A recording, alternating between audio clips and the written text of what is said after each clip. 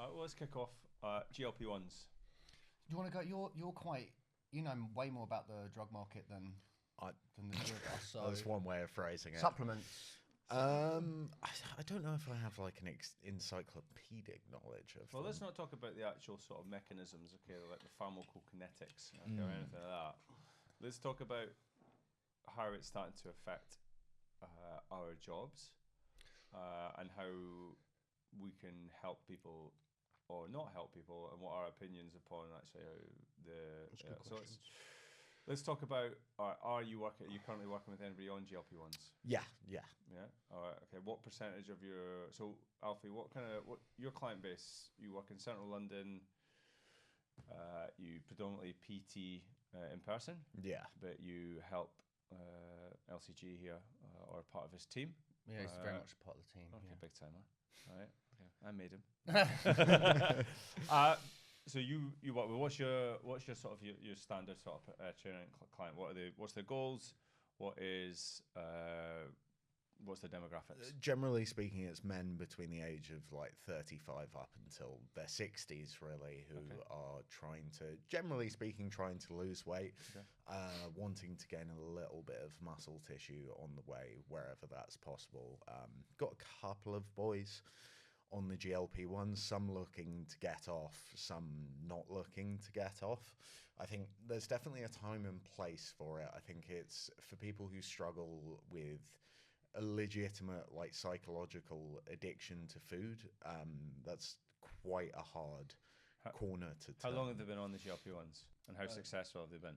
It ranges on both. So some people essentially since they rolled out, other people more recently. Some people find it very, very useful. Other people still struggle even when they are on them. Just for the sake of everybody, we're talking about Ozempic and Mounjaro and all that stuff. Mounjaro and Yeah. So give us a duration. So for a long term, how long have they been doing it?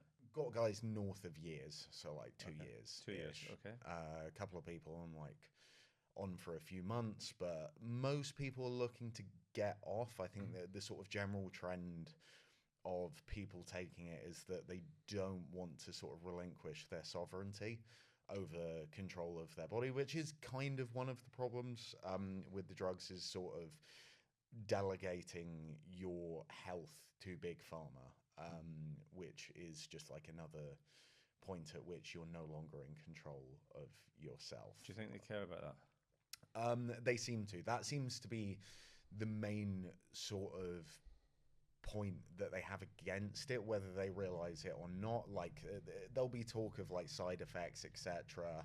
Some people have pressure from inside their families to get off them through people who, see the horror stories on social media of this person who had like permanent bowel blocking off like taking them or whatever it may be, like, the few people who do get horrific side effects off of it.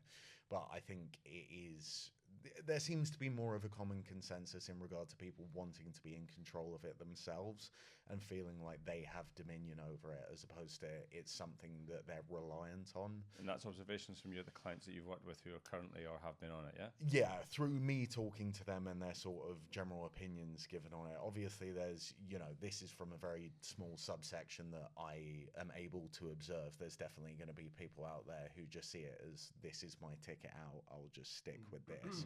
But it does seem to be a thing that people, once they're on it, they get some degree of results, and then the next process is, how can I maintain, if not grow upon this without using the drug? And that normally boils down to them sort of titrating off of it, so they don't have like the massive hunger pangs of sort of coming straight off the drug and immediately. So you're talking about like microdosing, basically. Yeah, so going from their original dosage and then just progressively making it smaller and smaller and smaller as they go, and trying to get more control.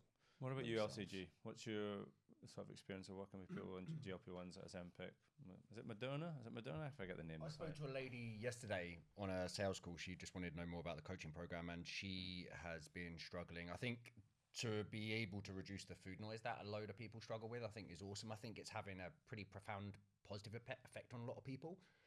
From what I know, obviously there's going to be individual cases, but yeah, my opinion is pretty neutral. Just obviously don't want people to treat it like another fad do it for a period of time, lose weight, and they haven't really addressed their underlying habits or behaviors.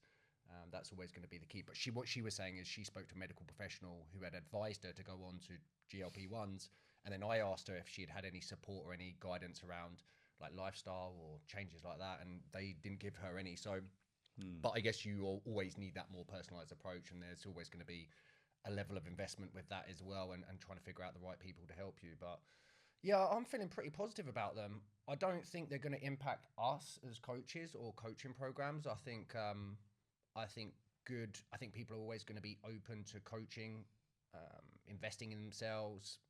I think there's always going to be people that would prefer not to go on the GLP-1s as a last resort and would rather not take like injectables. So I don't think it's going to impact us.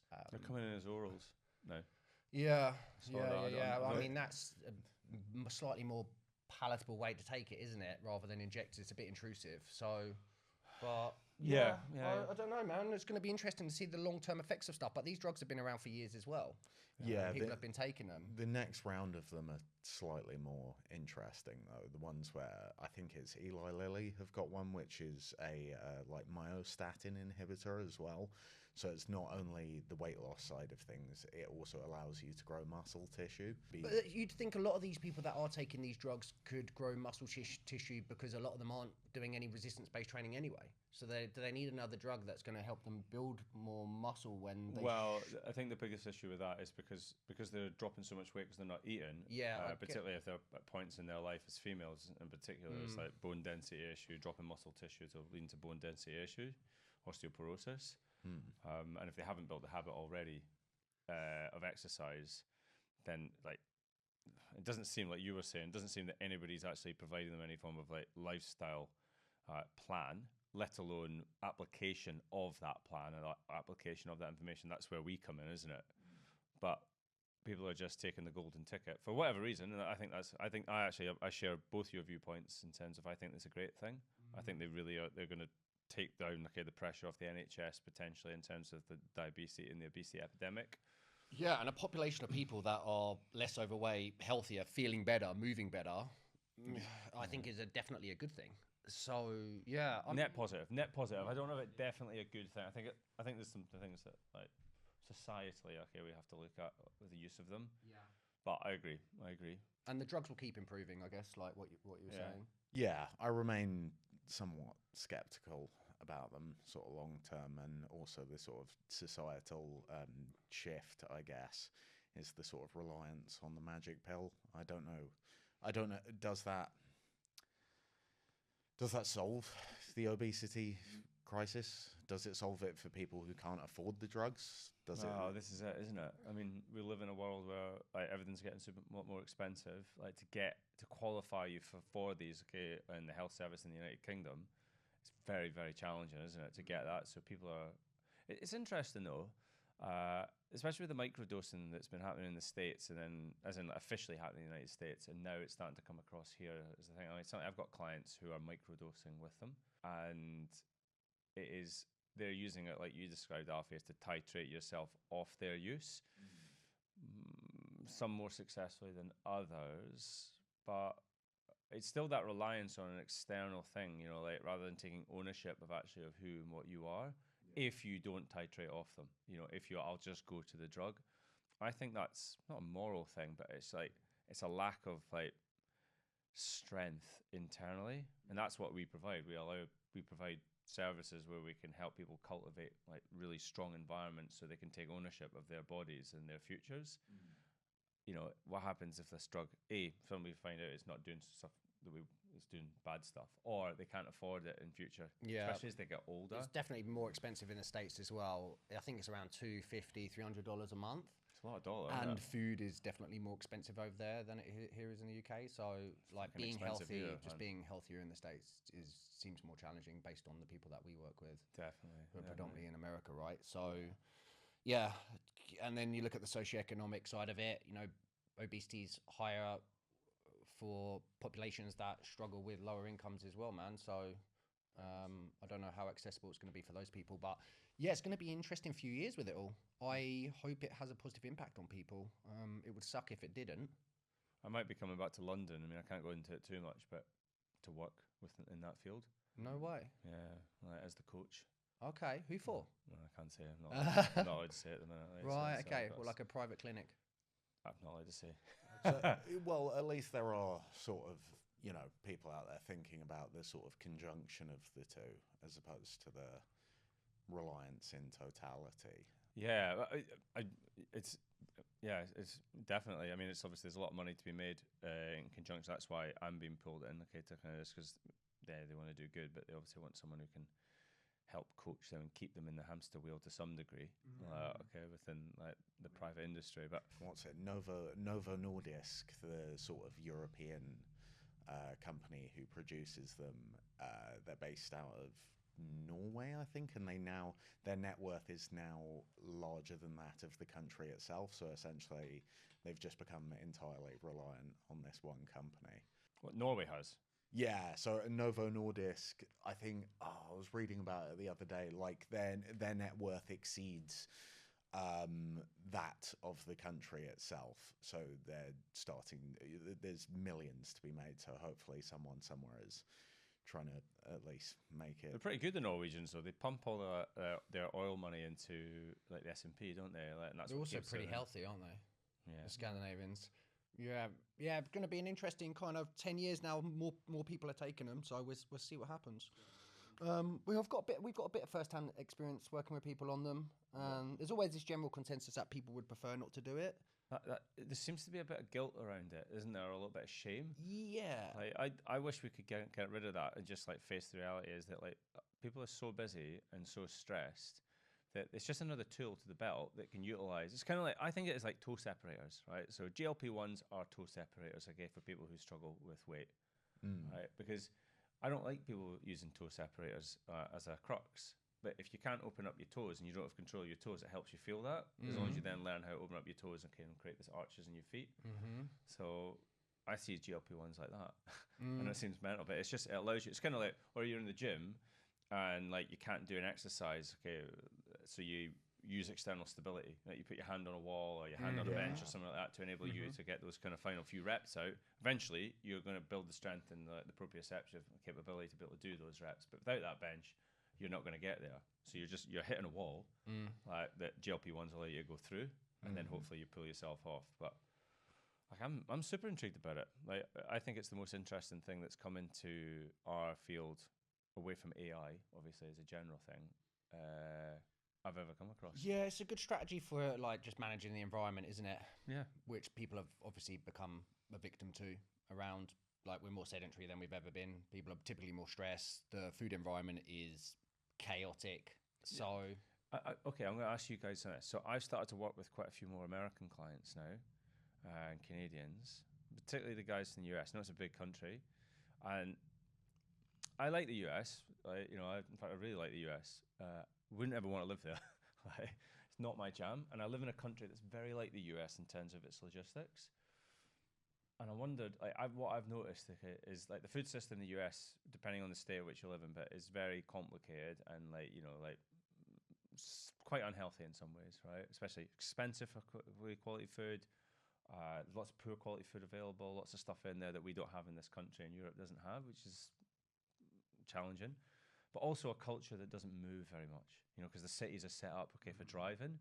So I'm not putting any blame on anything. It's just like, because I live in a city that literally you can't walk places. Like there's no sidewalks or no pavements, like whichever side of the pond you are. And I find that my US clients try and get their step count up unless they're rural based. And even if they are rural based, like there isn't actually pavements there and it's busy enough that there's farm vehicles going around. Like they don't walk anywhere. Like they'll put step counts of like 3,000 a day. You work with a client in London, they'll easily get 10, won't they? Yeah. How are you guys counteracting that in terms of like culturally and getting them to do it? Because we know if we're going to get fat loss, we've got to get people moving low. It's almost the first tick, isn't it? Other than getting the nutrition sorted. I think walking pads and also like finding weird ways of racking up steps throughout the day. So like one of the things you used to talk about was when you're at the train station in the morning doing laps of the platform. So like another iteration of that is when you're in the gym in between sets resting, just walk up and down. And you'd be surprised how many steps you can rack up just in like very small bursts, but done consistently. There's a lot of guys who do have to go out and write 2-mile walk in the morning, 2-mile walk in the evening, and that's the only way to get it done. But when you're going into your office building, do a lap of the block before you go in. Just little things like this throughout the day can help get it racked up. Obviously, it is more difficult, but then stuff like walking pads, say if they are more rural and the weather's not that good, that can help them get them. What's a walking pad? I don't know. It's like a treadmill, but it's small. All right, so just like the walking treadmills, is that Yeah, what it is? yeah. So like you the 3 mile an hour. Kind of, Yeah. I've not heard of walking pads. I just call them like treadmill desks. Okay, Yeah, so walking that, pads, yeah. they're good. They are good. They are helpful. Yeah. Or just accommodating it. So like, I've got most of my guys, all the tech guys I train, all have treadmill desks. yeah. You know, like whether it's even in their offices, if they're like the WeWorks or whatever, they allow them. Yeah. Just don't make any noise. So the ones you're talking about, no noise. Yeah. Yeah. For You can just watch TV Yeah, or yeah, do yeah. something like that. Yeah. And yeah. Or accommodating with like working out how long it'd take you to do 5,000 steps. Do that on a stationary bike. Like if guys are watching, I think it's baseball season over there now. If they're watching the baseball games, just do it on the stationary like bike. when their kids have got classes in the evening, rather than just sitting there like walk around the pitch or do little things like that. But that's a mindset to be cultivated as well. And also we try to just let people know the cost and the benefit of the stuff that we're working on. And if people want to drop body fat and they want to consume as much food as they possibly can in a healthy way and still drop body fat, their movement's going to really help. And also once there's like this underlying value and people just generally feel better, because most people are sedentary, once they feel better from moving, then they're just more likely, or hopefully more likely, to just become a version of them that just moves because they know it just feels better. But it just takes time. So do you think it's just that eventually the penny just drops because they feel it rather than see it? Yeah, I think it's a momentum game. What do you think? We get all of our when they come into our program, they're going to move more than they've moved in a very long time, because we just know that they feel better, and how they feel and their emotions and how they manage their stress is going to be like the key to like dropping body fat and improving their health. And it becomes an easy win as well, like for the gaining positive momentum. So say if they're struggling a little bit, diet wasn't too good over the weekend or whatever it may be, like, okay, I'm going to get some steps in. And that becomes like an easy win. And it's just, you set people their habits, and ticking them off feels good. And when you tick them off, it makes you want to tick more of them off. And I think it sort of builds it in because it's a super low barrier to entry one. It's not like meal prepping where it's like, oh, dude. Yeah, and you can, like the human psychology as well around like gamifying it a little bit. Like we have guys that have 200 days streaks of step counts, and they will just want to keep that going. Yeah. It's quite like the Candy Crush of steps, isn't it? Yeah, it's just that next level. Do you use percentages? Like I use the habits, as in like your target is like, so I set my guys three habits. We agree it at the start, and we review it every month. I go, right, okay, these are your habits, okay, for this month, and probably you guys probably do in terms of targets. Similar thing. It's like, right, 10,000 steps is generally the sort of like over 8 in the week, like 12 at the weekend if you can, but like 10 is really the goal. So 10,000 steps is your first one. Next one, okay, is to make sure, okay, like, did you train? Or did you move? Like today, and then last one, okay, is bedtime. I will set bedtime. Like, okay, it's the hardest one to shift, but I will start at the start. Right, okay, 10 p.m. For weekdays, 12 p.m. Weekends. Yeah, and you haven't even mentioned calories. No, which is the first, which is like the primary lever for most people that want to drop body fat. It's like, fuck, I need to figure out how I can regulate my calories, which is really important. But you can regulate your calories through better sleep quality, moving more throughout the day, and having that physical practice, which just most people, I think, just don't have. And that's why I don't think they realise struggle. In terms of like how it all fits. I was speaking to someone today who and it's about trying to get that kind of like a bigger picture viewpoint. We're trying to obviously like help people get there, but ultimately we're trying to allow them to take ownership of their own stuff, aren't we? Right. So my thing is that I like to learn from a macro view before I can go into the minutia. So I understand all the conceptual stuff that goes together. Like for you guys, it'll be the same as me. It doesn't matter what my pillars are, like movement, nutrition, recuperation, and mind management, and all those fit in with my mindset, whatever you want to call it. I know you guys are slightly different, but it's the same stuff ostensibly. So understanding how that fits into the bigger picture, if weight loss in particular is the name of the game, but what percentage and what are the key things within those pillars or whatever pillars you guys use to ensure for them, right? So for some people, because a lot of people I've come across, they just think, oh, it's a lack of knowledge. We don't have a lack of knowledge these days, do we? For most people, no. Less calories in, more movement, some exercise, you get the body, right? You get the fitness. But understanding within there, right? Okay, what is the one that I can really sort of like dial in on at this moment in time? Right, okay, and movement, like that tends to be pretty easy for most people once they get the penny. But I've really struggled with the guys in the States and this. I can't seem to get them. Like they understand it, but like I'm coaching a girl at the minute who like works on a farm and lives on a farm, owns a farm, and like her steps are like 2,500 steps a day. What? That doesn't even make sense. What's she farming? Well, it's mechanized, dude. Right. Okay. She doesn't actually do too much. She's like the back end. I mean, she actually works as a trainer as well. You know, I mean, I coach quite a few trainers still, and like, but she'll do the training. But trying to get people to move in that like the US, I'm I'm really struggling. Yeah, I don't know. I think like, what's their commitment level out the blocks? Like everything else, bang on the money. And then understanding, fine, if you're not going to do this, or at least commit to this as a foundation, like these first few weeks, then if you want to drop body fat, you consume less food. So what do you want to do? No, that's what she's been doing. I'm like, well, come on. So she's getting results, like particularly this one in particular. She's getting results, but I know, like you know, that you're going to come to a plateau unless you tick those boxes. Like I was saying about the habits, I like to get them to 80% of that habit, because at 80% across all those three habits, especially if you now become a bit more of your calories, then it's just a linear progression, isn't it? Until you get to point like 2 to 5 kilos out. After I've always found that 2 to 5 kilos out of your ideal weight, you have to like up your ante with training a little bit. Yeah, you can play around with cardio a little bit more and stuff like that. Yeah, you've got to be a little bit more strategic. And all that sort of jazz. Right? But up until that point, like, it's just ducks in a row, isn't it? Like, steps, nutrition, training regularly, sleep. Like, 80% is a nice number, because also that leans away from all or nothing, which a lot of people struggle with as well, right? They're like, because we work with a lot of guys, mainly men, right? 70%, and they will message us. They start with us like, I'm ready to hit this hard. Let's go all in. And we're like, yeah, that's sweet. You're at a 9. I need you at a 7 for 12 weeks. Yeah. And then the race doesn't start until we're 12 weeks in anyway. Yeah. We use the marathon analogy. You wait till you get to week 12 and 15. That's when the work starts. So I want to go into that in a minute, actually, because working with men versus working with women, right? To give you some background, I do 2 group sort of programs, and I do a 1-to-1. Right, my group programs mum bod to milf, dad bod to dilf, and my 1-to-1 is the Fit at 40 blueprint, right? And I really like the group stuff, right? And it helps like community, and it's sort of like it's not the same intense process of like coaching 1-to-1s.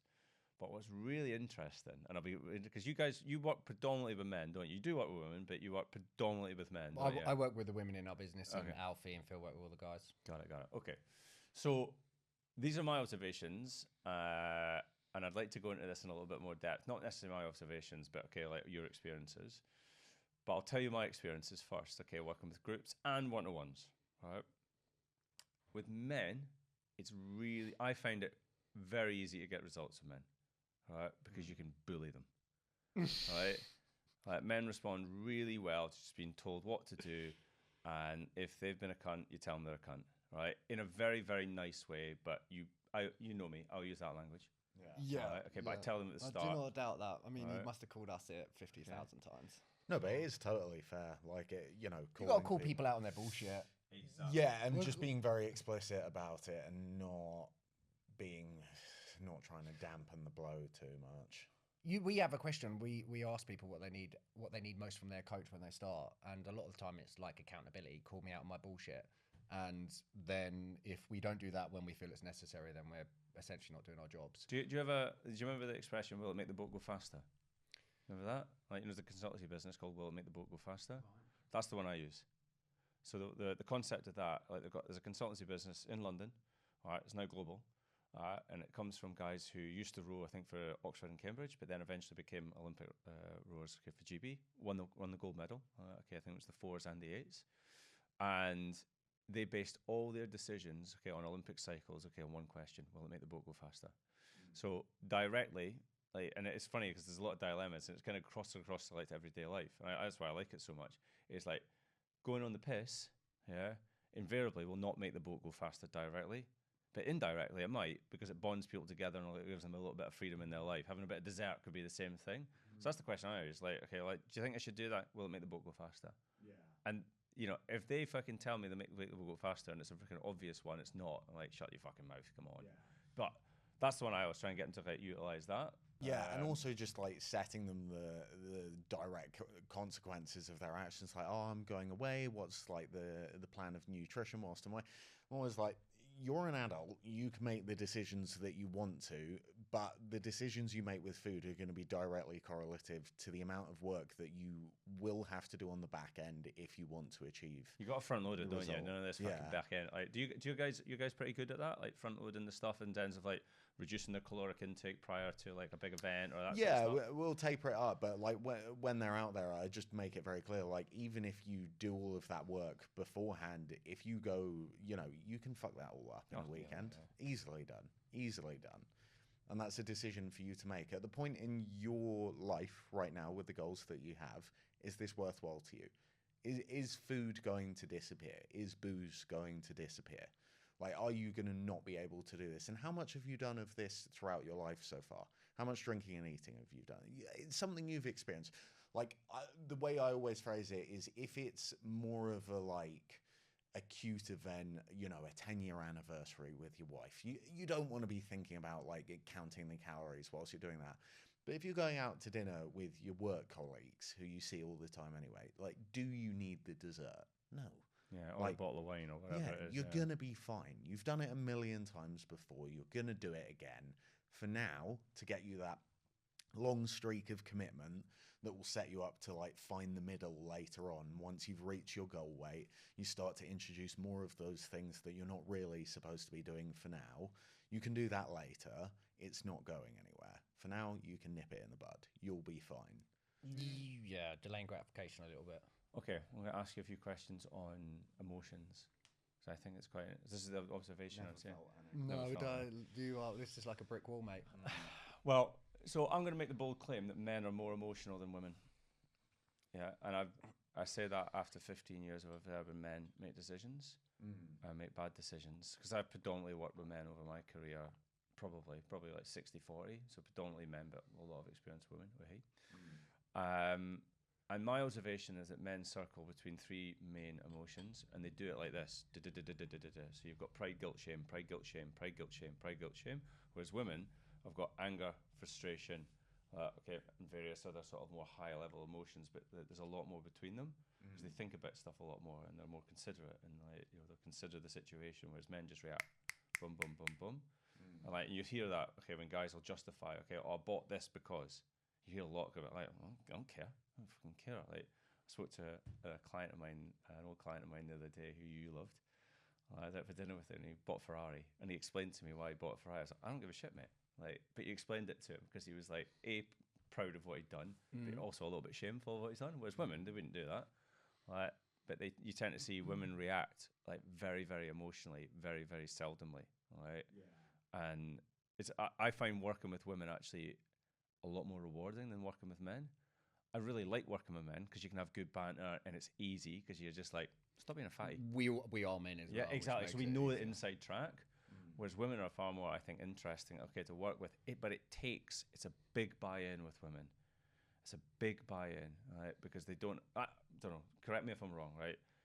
They don't have as much to play with, right? Calorically as an example, right? They don't have as much muscle, so in the metabolic rate. So if they make a few mistakes, it can have catastrophic consequences in comparison to men. Whereas men can get away with a lot more, which must be a huge frustration for women, full stop. But the interaction, and the depth of which they go to and how I get guys fit, strong, healthy and lean, but they come and go a lot of the time. Like I've worked with them for years and years and years. Whereas women, as soon as women gets it, they don't forget it. They don't lose it. That's what I've found. What do you think? Yeah, I think you're on the money. I think with the men's side of things, it is more of a men lie on either side of the bell curve, if that makes sense. So you will get super, super reactive men, and I would say that's where the vast majority of them sort of sit at. But you do get those guys who are just robots. You tell them what to do, and they just do it. Well, you. Yeah, I mean, but in that I found like a decent amount of me's, if that makes sense. Like there's guys, you just tell them what to do and they're like, yeah, I'm going to do this until my eyes bleed. When they're young though, like when you were young. These are guys in their No, 40s. I know. So that's when you're young, you're almost kind of like, I mean, you know my history. So I love being told what to do, especially when I was younger. Yeah, it's absolutely brilliant. How do you find that men? Do you find that men do like that? Okay, as in like, is that the more the style you use to coach? I'm getting more of them. Happily so. Keep so on like, as in like, they just want to be told. So I've got a couple of clients that have PAs that ostensibly act as their bosses. And tell them what to do so they don't get distracted. And like I'm seeing with the men I'm working with a lot of the time is like they're seeking that from their coach. That's literally what they want. As in they don't have the headspace, they don't have the time, whatever it is. You just tell me what to do, and I'm hoping it's going to sink in relation to I understand it, but I'll get the results. Whereas women want to know more of a buy-in. Like, okay, they want to know a bit more about it. Okay, so they can take ownership of it. Yeah, they want to be told what to do to some degree. Which is why I find it more interesting actually working with women a lot of the time, because you have to invest that little bit more, or I do, to get that buy-in, because the results don't come as quick in a lot of cases. They're busy, they don't have the muscle mass capability, blah, blah, blah, blah. But once they're on board, it's actually easier. Whereas guys, it's just like continually push, or nudge. That's just my observation. Yeah, I'm trying to figure it out. Working with more of the women in our business, there is it's quite rewarding. Yeah, I think sometimes on a first call or on a sales call, you get more emotion from that as well. Whereas guys will they will say, oh, I just want to drop body fat and get in shape. Yeah. And I won't even dig on that. I'll be like, that's cool, let's get after it. You don't need to be sometimes you've got to go to like the pain and all that sort of shit we learn in our sales training, but I don't really do that. If a guy's just, I want to get in better shape, drop body fat, feel better for my kids, let's get after it. Whereas you'll get a little bit more layers, I think, often when you do speak to a woman over a guy, I think, on average. Okay. I think maybe might be better at sometimes communicating that, but everyone's a little bit different. I'd say, I do more digging on the why now for guys. Like the sort of emotional reason behind why they're doing what they're doing, because otherwise the consequences are less. You want to up the ante a little bit, like, oh, I want to get into good shape. Why? Yeah, you want to be able to pull something back at 10, 12, 15 weeks in and say, well, look, this is where we were 12 weeks ago. How are we feeling about this now? Where's the level of commitment? You told us you want to be a fitter father. Are we working towards that still? I don't know. That can elicit a nice response from people. What about, okay, I like the psychology of stuff, right? I know you guys kind of like, obviously you must face that in the jobs you're doing. So like in terms of actually, like the models of change. Like I use the triangle of change. You guys know what that is? Go on. I'm sure you probably will. It's like you've got at one point, okay, you've got psychological mindedness. One point you've got reward and suffering, and the other one is commitment. So like most people start from a position of suffering, but we work with the fat, they're unhealthy, they're tired going upstairs, like they're not feeling good, they've got like pre-diabetics, whatever it is, right? Very rarely do you get the reward, guys. I want to achieve this, like as in like most of my guys, I don't want to be fat anymore, as opposed to I want to be super fit. And then you've got that psychological mindfulness of are they psychologically minded? So you're talking about are we in for this? Are you ready to do what we're actually going to do? And then you've got the commitment rather than the motivation side of things, as in like, are you committed to do the stuff that you know you need to do time after time after time, regardless of how you feel? Because that's what it takes to change. But I bring that in quite early in the coaching process, just so I can introduce them to them. So when we get to week 12, it's always week 12, isn't it? Week 10, week 12, they're like chin strapped a little bit. Like chin strapped halfway through my program. Like they get a little bit chin strapped, and they're like, stuff starts to creep back in, or like like standards start to drop a little bit. And I always just remind them of that triangle of change. Right? Okay, are we still psychologically minded? Are we committed to the process? Okay, do you remember what it was like? Because they're out of the suffering at that point, aren't they, compared to what they once were? So I point that out at the start. Do you guys use that kind of modeling stuff, or is it just kind of like just reminding them kind of like those initial stuff in terms of the call back in the day? How do you overcome it? How do you come, like, because when people start to sort of like fall off, maybe they've had a holiday at like week 10 or week 12, or it's coming for Christmas now.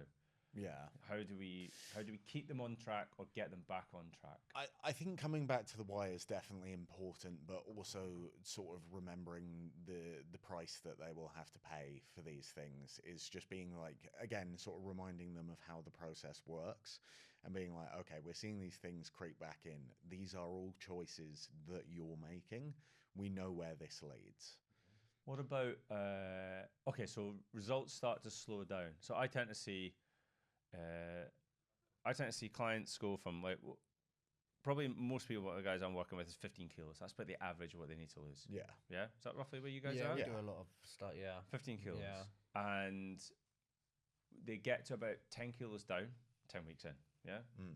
That's generally the sort of time. Maybe a bit quicker, maybe a bit slower. Like, but then the last 5 kilos, like we spoke about before, you tend to get a little bit. I certainly tend to get a little bit of where people start to their habits take them to that point and they plateau a little bit, right? And then for me, that's when you have to raise their training intensity. Hopefully they've been building that all the way through so they can start to burn a few more calories when they train. Maybe they train an additional day, etc., etc. But then some people, particularly if it's females, because they're obviously they've got less to play with, so it's unfair for them really, but you know, such is life. Because sometimes I see clients go, I'll just settle for this. What do you do at that point? It depends on how happy they are with their results. If they want to live the rest of their life in what they've achieved as well. Yeah. It's because especially when you project goals at the start, and like, okay, 30 pounds, they lose 25 pounds, it's pretty life changing for someone. Very much so. And then, we ask people how happy they are. You know, how are you feeling about your level of results? If we have like an inkling if we think someone can be doing better. And so I think trying to pull that out of people and help them be more ambitious, for sure we want to get pretty elite level results. We're not an average kind of coaching program, none of us. So yeah, it really depends on the quality of life the individual is living and the maintainability aspect of that as well, because you could push someone to another 5 pounds, but that's going to come at a cost, and are they willing to pay that cost as well? So my thoughts on that, I told you, I'm with you all the way. It's completely up to them. But the quality of their life without that extra 5 pounds, 5 kilos, how that compounds not only in terms of their life, okay, but the effect they have on others. Like so everyone's looking for peace of mind and self-esteem, aren't they? That's really what people are after, right? Okay, they might not realize it. They want to look good, feel good, but it's that peace of mind, self-esteem kind of thing. And that doesn't just sit with the sense of how they look and how they feel, but it's how they affect the people of which they care about the most. So if they sit at being 5 pounds or 5 kilos overweight as a standard, much better than 30, but I'm always trying to alert them, like, well, if you settle for that, then your children will settle for that. Yeah. And they'll be on the effect that has in life. What's the bar you're judging on overweight though? How do you know that? It's just job's not finished. Job's not finished. And if you're 5 kilos, say if you have 5 kilos of extra fat, that's quite a bit of fat. Still quite a bit of fat on your body. Your body's not designed to have that. North of 20% body fat still? Yeah, I like guys to get to 15. Like for girls, 20. 15 is quite dramatic. Yeah, it looks good. I mean, they look lean. They look lean, but as a general rule, as you're aging, okay, if you want to keep your testosterone relatively high, it's a good place to sit. That 15% is generally the sweet spot where people can maintain if they've got good hold on all the other areas. I'm not saying people always get there, but for me, I think the role model and the longevity and the health span side of things is a role model for their kids, because if you're an overweight parent, was it 50% chance you're going to have overweight kids and fat kids? If it's 2 parents, it's 80%. So if you have 5 kilos overweight, both parents are 5 kilos overweight, you're predestining your children to become overweight, like by default. So if you can get yourself away from that and you can get through that, it also teaches the kid to see the job through, like you said, Alfie. Yeah. Like it's always up to them, isn't it? But I think it's proving a point to yourself as well. There's a good level of pride that comes out of that, which is very useful. Well, I was saying to someone today that who's kind of facing this scenario. I mean, she just messaged me and she's like, "It's the lowest weight I've ever been as an adult," and I was like, "That is amazing. That's fucking amazing." Like, that is frigging cool. And she's gone through the fucking mire. This woman, Jesus, I mean, I get goosebumps now. Honestly, she has really gone through it. You know, children that are challenging. Okay, obviously she loves them to death. I don't know, a relationship that probably isn't that rewarding, working in this town, you know what I mean, grind. But the job is still not done. She's still got 10 kilos to go, really. Yeah. Right? And like I was saying to her, I sent her a picture of like Fatty McFatterson, me, okay, back in the day, of like, you know, the 105 kilo Gus. And I said, for me to go from that guy to what I managed to get to taught me like so much and gave me that belief in myself that I could do pretty much anything as long as I applied myself. And I think that's such an important lesson, not only for yourself, like for bringing that peace of mind, but delivering that to your children, you know, and delivering that kind of message, because it kind of like it blazes the trail for them to follow and their belief system. Like I that's why I'm so passionate about that final 5 kgs, because the effect it has on not only themselves and the quality of their life, but the quality of like the people that they care about the most. It could be in their peer group. They could be the guy who looks athletic, who's gone from like Fatty McFatterson, like I did, to being like, I'm now the guy with all my friends back at home that you probably are in your group of friends who are looking relatively athletic still. And they're like, oh yeah, if he can do it, I can fucking do it. And like, and my dad bod one. I've got like some of my best mates on that. And they're in fucking unbelievable shape now, man. Unbelievable shape. Yeah, I think that's maybe where coaching, having like us to be able to support them, bearing in mind we live a life there as well, and we've helped them acquire evidence that they can do this as well. So they've got that self-belief, and then just trying to help them map that out as well. Like, okay, so we're here, we've achieved this. How do we take that to that next level? What does that look like? What do we need to be consistently doing? And then being strategic around that as well, I guess. What do you think? I mean, we all get guys and girls in pretty great shape get some amazing results, quite guys. consistently. So I'm just trying to figure out what separates those that do get the real elite level and those that kind of just not settle, but settle for good results, even though they have really changed their life. What this is a question I really want to answer. Like, I really do want your help with it, because what I see, right, is it's not like anything changes in terms of what you need to do. It's the mindset around what you're doing, right? So an example would be, like, I've got a guy who's dropped 35 kilos now, right? And he's running his own business, married, kids, you know, same, right? You guys have been through it, I'm sure. And I'm like, you've got 5 kilos to go here, buddy, right? So it's not going to the gym more I need you to do. It's not get on top of your diet anymore what you need to do. It's not maybe a little bit about going to bed, right? Okay, right? It's not the steps. It's when you're in the gym, as opposed to just going and taking it off. It's just being that little bit more invested and going, right, I'm now going to push that little bit harder. So it's not taking any more time commitment. It's mindset commitment, you know? And I'm finding that, okay, with guys, that's the difference in that last 5. I think that's the difference. And I'm not struggling, but I'm always seeking to try and find ways to try and turn people's mindsets, because I see some of the results that you guys are getting, and I mean, I did a photo shoot with you, and some of the guys there, they were all in fucking amazing shape, weren't they? And they're all guys who are working in offices. They're not like doing labouring jobs or anything like that. How did they get to that last? What was the penny drop moment? What was the thing that kind of got them from good results to amazing results, but yet still living a pretty mad life, married, busy job, kids, pressures? What was the difference? Having a photo shoot and having a group of people, like the community. Okay. So working towards a target where they knew they were going to be getting their rigs out. Okay. Commitment. Yeah, and always. accountability. Yeah, but I mean, the transformation is always in between the years from beginning to end anyway. So yeah, I think that commitment level, and also just making sure, like, I've got a few clients now, just making sure asking the right questions, like how. Especially when people plateau, and especially when we actually know there's still a fair bit of a gap between where they actually want to be or said that they wanted to be. It's like, how committed are you to this still? Do you still feel committed?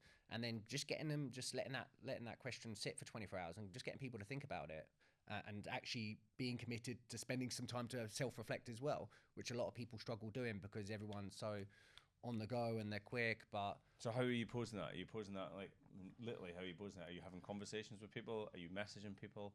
Yeah, I think. What do you think? I think get them to think about what's going on. Get them to, because there needs to be that level of commitment. Like, what's the means though? Like, okay, are you like literally messaging your client? Yeah.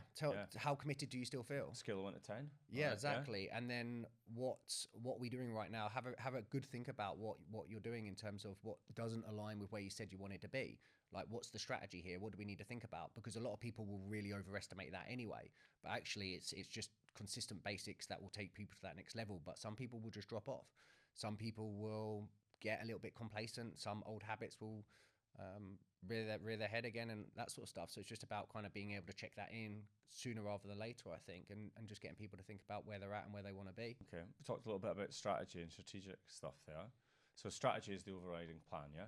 right? Okay, so robustness. Right? Robustness is the plan. Right? How robust is the plan? Right? Strategy, tactics. How do you? I generally split mine. Okay, like the old CGM method. Right? Coach Gus Martin method. It's good. I do it weekday, weekends. Yeah. So 3 meals in the weekdays. Right. 8,000 steps. Yeah. 3 training sessions. 3 is the magic number. 4 is the cherry on top. As a plan. What a fucking Yeah. great plan that sounds Yeah. like. Exercise a bit more. Yeah. Don't eat like a dick during the week.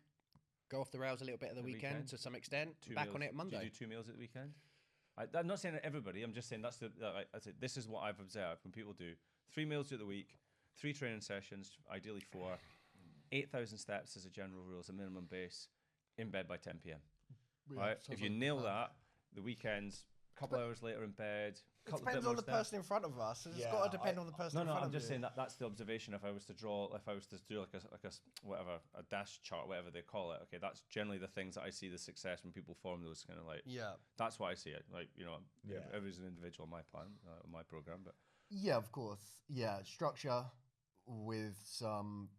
I think structure midweek, and then just being able to figure out a way to have that slightly more flexible approach over the weekend. That's how we do it.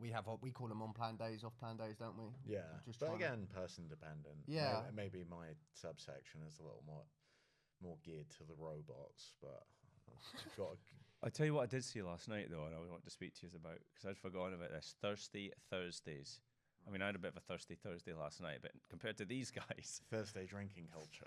I was next to Leaden. Is it Leadenhall? Whatever it is, like the alleyway. alleyway. I was Yeah. like, my mate Omar is like, when I was telling him when he's coming to London, is his wife's English, she's pregnant, she's having a baby here.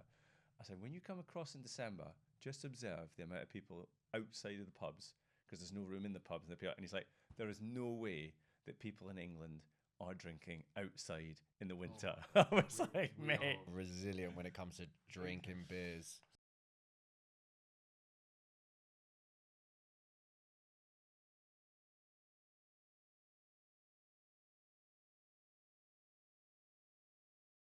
Really? That's It's shout. it is. I People love love it in the summer. It's so vibey in the summer. It's so vibey. But it's vibey all year round. That's what people don't realize. It just becomes normal. You're Yeah. not with it until you're shivering outside a pub. Yeah. But how do we deal with like Thirsty Thursdays? I think it's one of the best things actually going because it means people spend time with their families at the weekend rather than going on the lash on a Friday. Most of our clients aren't like that anymore, are they? We don't. Most of our guys will habitually drink a couple of beers during the week. We don't have guys that will go and get. We don't have many that get binge on a Thursday. Now and again, you have people have a blowout, but I think people are just have that more low level alcohol intake, whether they're just in a Especially in habitual- the US, like a lot It's of a bit our different. guys are US based. Their drinking culture is very, very different. Yeah. And the beer that they drink is like water anyway. So They have good beer over there, I thought. no, it's like I watered down Bud No, Light. no, but they brew a lot of really good quality beer.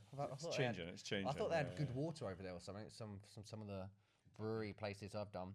Yeah, we don't have any.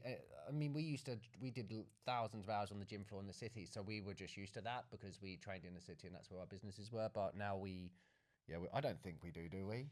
And most of our clients are like mums and dads. They're not going out on a Thursday and getting wrecked, even though they're obviously that mums and dads doing that here on a Thursday night. But that's just the cities are very different. Very Yeah, different and culture. is the juice worth the squeeze to you? Well, very quick question. I don't know is the answer. I still work with quite a few of those guys. Yeah. And I actually find that Thirsty Thursdays is beneficial for them. Will it make the boat go faster because it means their weekends are less of a write-off because they spend it with their families. They work from home on a Friday a lot of the time, and they spend it at home, which means that generally when you've got women in the picture, their wives and their kids, it creates a very positive sort of effect on their how they behave at the weekends. Whereas before, if they go to the footy, it can be different. I still have quite a few guys who kind of go on the. So you got to have a little blowout every You now do, and you again. do. I mean, And like I say, if it keeps people on plan, and actually if it keeps people on their diet and adherent to it, then that's fine. Then crack on. so little pearl of wisdom, Alfred. I'll put you on the spot. Give us a pearl of wisdom. Okay, if you're passing on to people who are a typical demographic, let's go. Typical demographic. You've really done me here. Pearl of wisdom.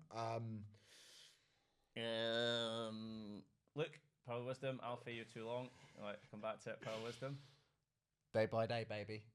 day by day. Stay positive. Stay positive. I can and come take off it the day by back of day. that. Okay. Keep your world small. Keep your world small. Focus on the next step. Don't look at the top. Okay, of the I asked you for mountain. 1 pound. 1% better every day, baby. 1% That's better. what I'm talking And you about. thought that would be kinda, mine's going to be hard choices, easy life. Oh yeah, but you've always got that prepared. Hard choices, easy life. Discipline people. equals freedom, but Fucking rebranded. Roger.